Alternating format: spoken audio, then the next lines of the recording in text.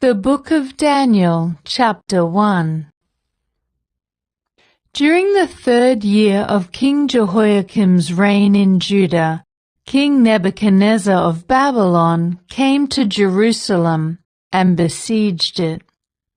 The Lord gave him victory over King Jehoiakim of Judah and permitted him to take some of the sacred objects from the temple of God.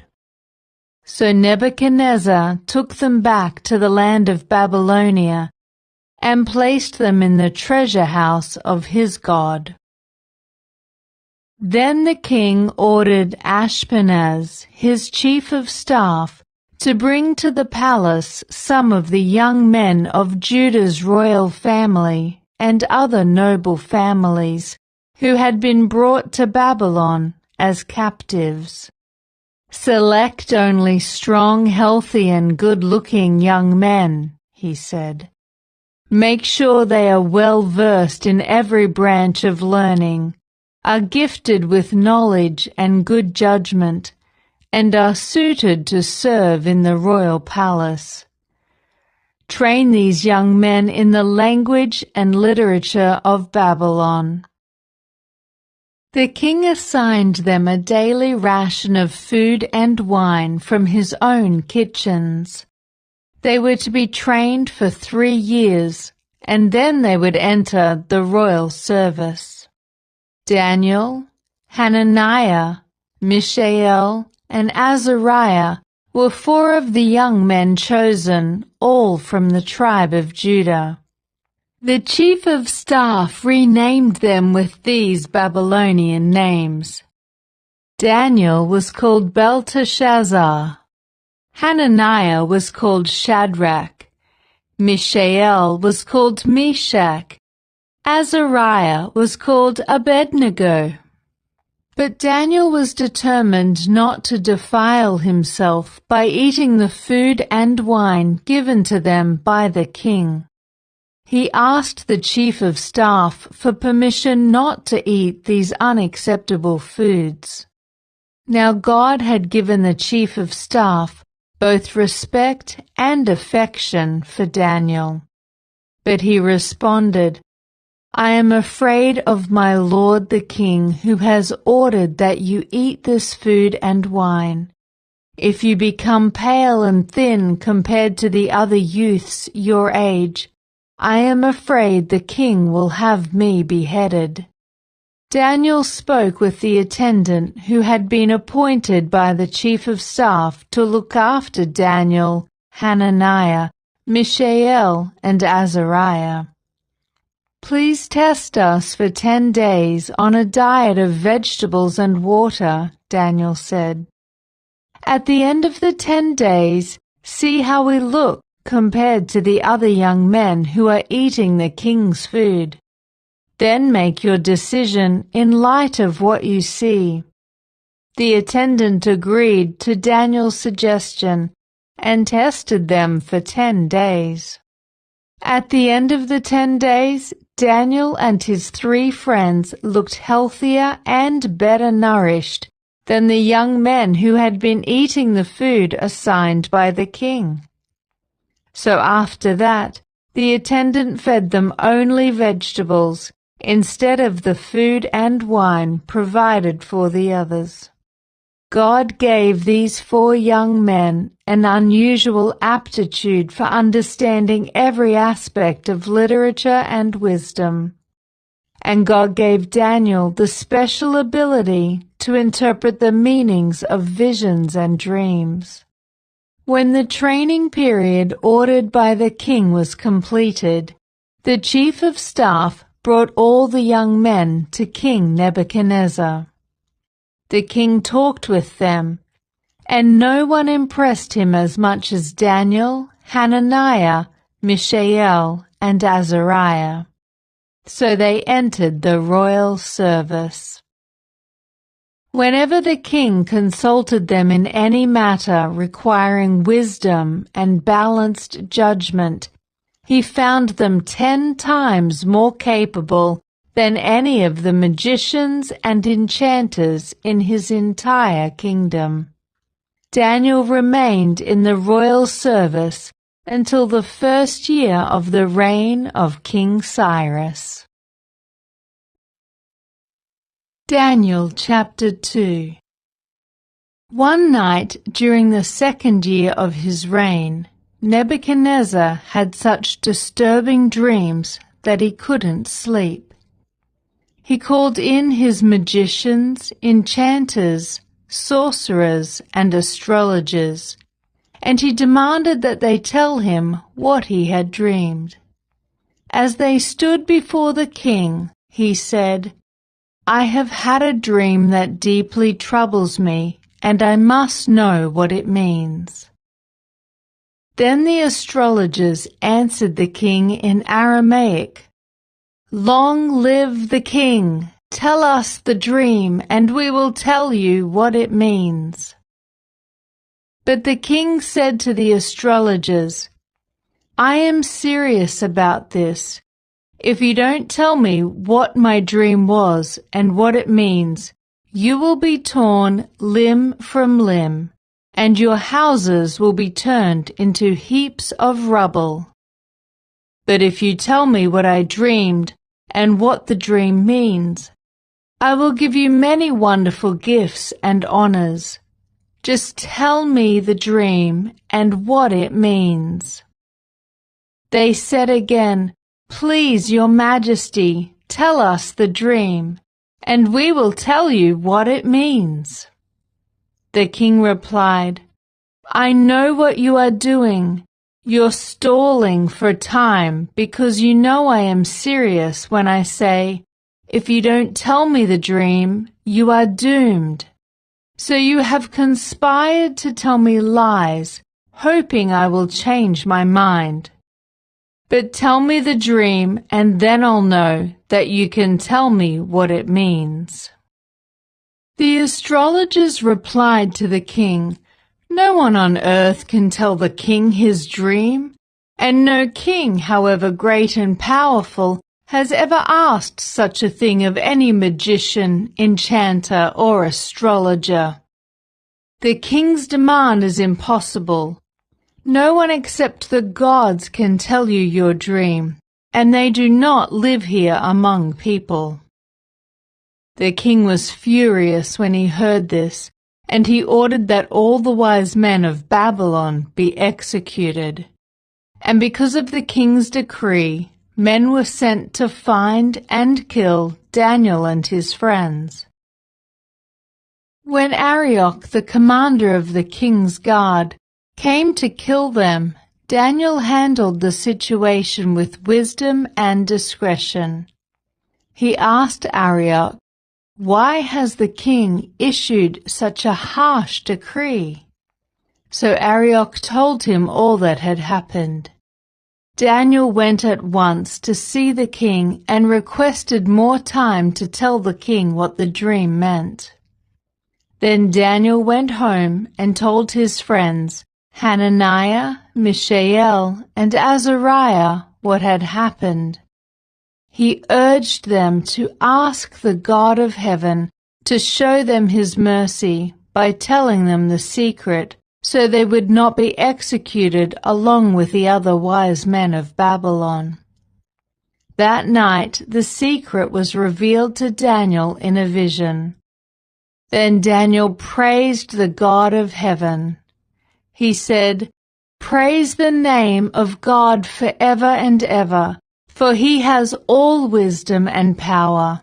He controls the course of world events.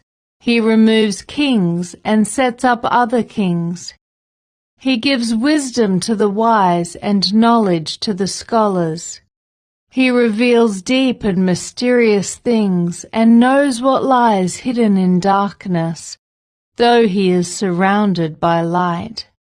I thank and praise you, God of my ancestors, for you have given me wisdom and strength. You have told me what we asked of you, and revealed to us what the king demanded." Then Daniel went in to see Arioch, whom the king had ordered to execute the wise men of Babylon. Daniel said to him, "Don't kill the wise men. Take me to the king and I will tell him the meaning of his dream." Arioch quickly took Daniel to the king and said, "I have found one of the captives from Judah who will tell the king the meaning of his dream."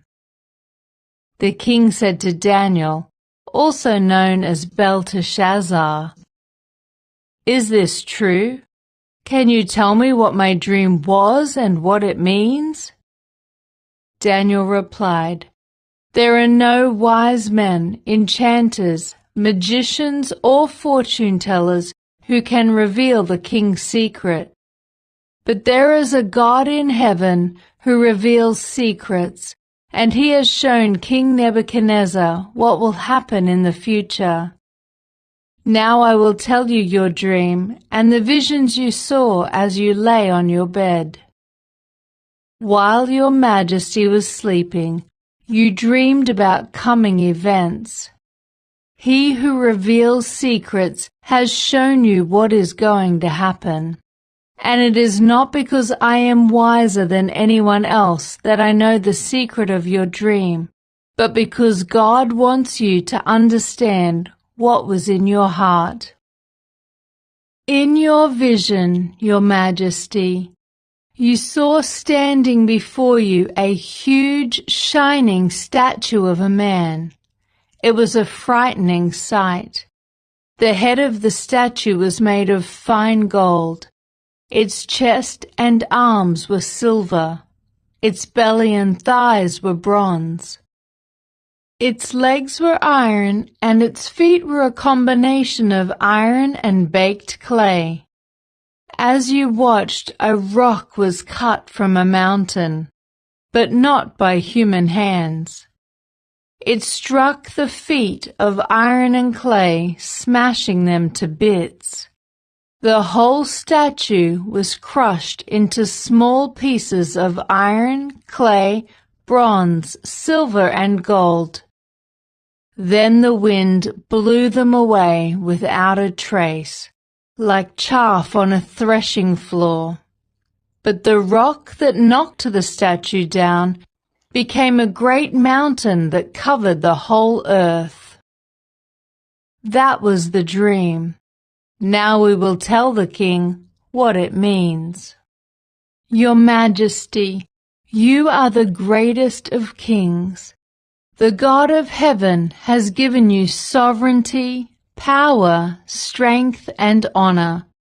He has made you the ruler over all the inhabited world, and has put even the wild animals and birds under your control. You are the head of gold.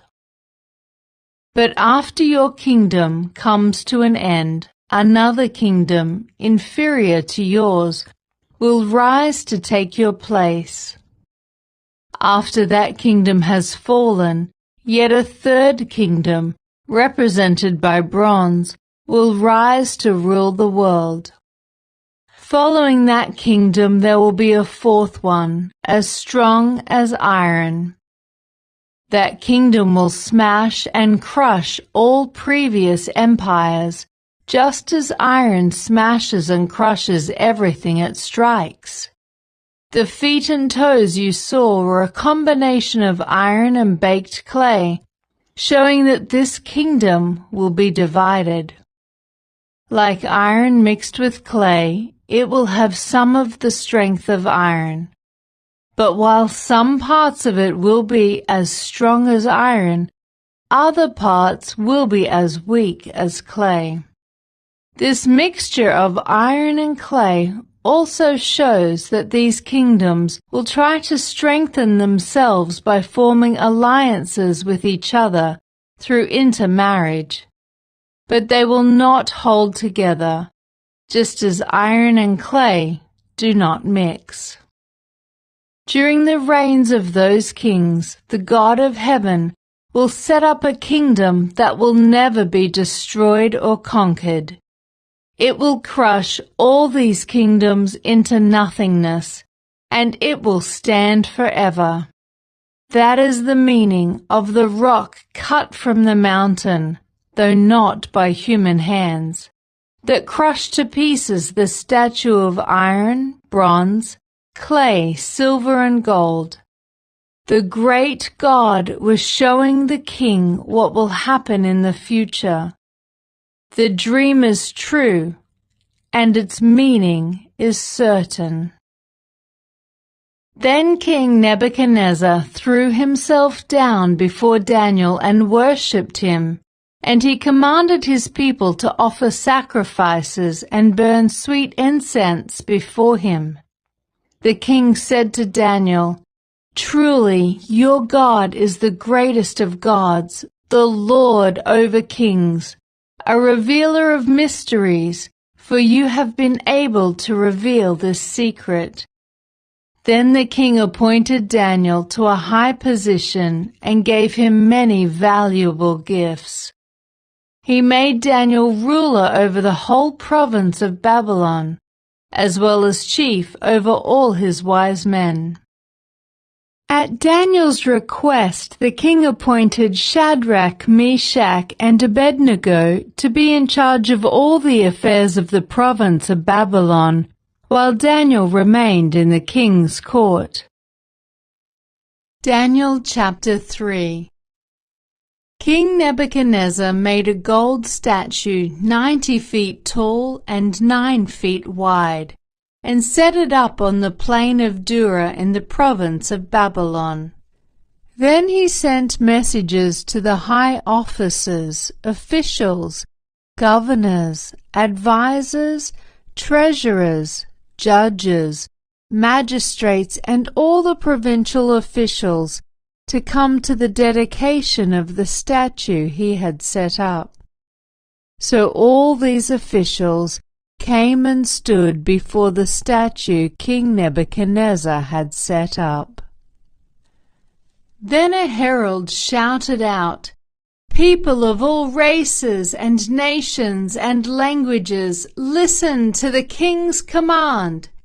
When you hear the sound of the horn, flute, zither, lyre, harp, pipes, and other musical instruments, bow to the ground to worship King Nebuchadnezzar's gold statue. Anyone who refuses to obey will immediately be thrown into a blazing furnace." So, at the sound of the musical instruments, all the people, whatever their race or nation or language, bowed to the ground and worshipped the gold statue that King Nebuchadnezzar had set up. But some of the astrologers went to the king and informed on the Jews. They said to King Nebuchadnezzar, "Long live the king! You issued a decree requiring all the people to bow down and worship the gold statue when they hear the sound of the horn, flute, zither, lyre, harp, pipes, and other musical instruments." That decree also states that those who refuse to obey must be thrown into a blazing furnace. But there are some Jews, Shadrach, Meshach, and Abednego, whom you have put in charge of the province of Babylon. They pay no attention to you, your majesty. They refuse to serve your gods and do not worship the gold statue you have set up. Then Nebuchadnezzar flew into a rage and ordered that Shadrach, Meshach, and Abednego be brought before him. When they were brought in, Nebuchadnezzar said to them, "Is it true, Shadrach, Meshach, and Abednego, that you refuse to serve my gods or to worship the gold statue I have set up? I will give you one more chance to bow down and worship the statue I have made when you hear the sound of the musical instruments. But if you refuse, you will be thrown immediately into the blazing furnace. And then what God will be able to rescue you from my power?" Shadrach, Meshach, and Abednego replied, "O Nebuchadnezzar, we do not need to defend ourselves before you. If we are thrown into the blazing furnace, the God whom we serve is able to save us. He will rescue us from your power, your majesty. But even if he doesn't, we want to make it clear to you, your majesty, that we will never serve your gods or worship the gold statue you have set up." Nebuchadnezzar was so furious with Shadrach, Meshach, and Abednego that his face became distorted with rage. He commanded that the furnace be heated 7 times hotter than usual. Then he ordered some of the strongest men of his army to bind Shadrach, Meshach, and Abednego and throw them into the blazing furnace. So they tied them up and threw them into the furnace, fully dressed in their pants, turbans, robes, and other garments. And because the king, in his anger, had demanded such a hot fire in the furnace, the flames killed the soldiers as they threw the 3 men in. So Shadrach, Meshach, and Abednego, securely tied, fell into the roaring flames. But suddenly Nebuchadnezzar jumped up in amazement and exclaimed to his advisers, "Didn't we tie up 3 men and throw them into the furnace?" "Yes, your majesty, we certainly did," they replied. "Look," Nebuchadnezzar shouted, "I see 4 men, unbound, walking around in the fire unharmed, and the 4th looks like a god." Then Nebuchadnezzar came as close as he could to the door of the flaming furnace and shouted, "Shadrach, Meshach, and Abednego, servants of the Most High God, come out, come here." So Shadrach, Meshach, and Abednego stepped out of the fire. Then the high officers, officials, governors, and advisers crowded around them and saw that the fire had not touched them. Not a hair on their heads was singed, and their clothing was not scorched. They didn't even smell of smoke. Then Nebuchadnezzar said, "Praise to the God of Shadrach, Meshach, and Abednego. He sent his angel to rescue his servants who trusted in him. They defied the king's command and were willing to die rather than serve or worship any god except their own God. Therefore I make this decree: if any people, whatever their race or nation or language, speak a word against the God of Shadrach, Meshach, and Abednego, they will be torn limb from limb, and their houses will be turned into heaps of rubble. There is no other God who can rescue like this." Then the king promoted Shadrach, Meshach, and Abednego to even higher positions in the province of Babylon.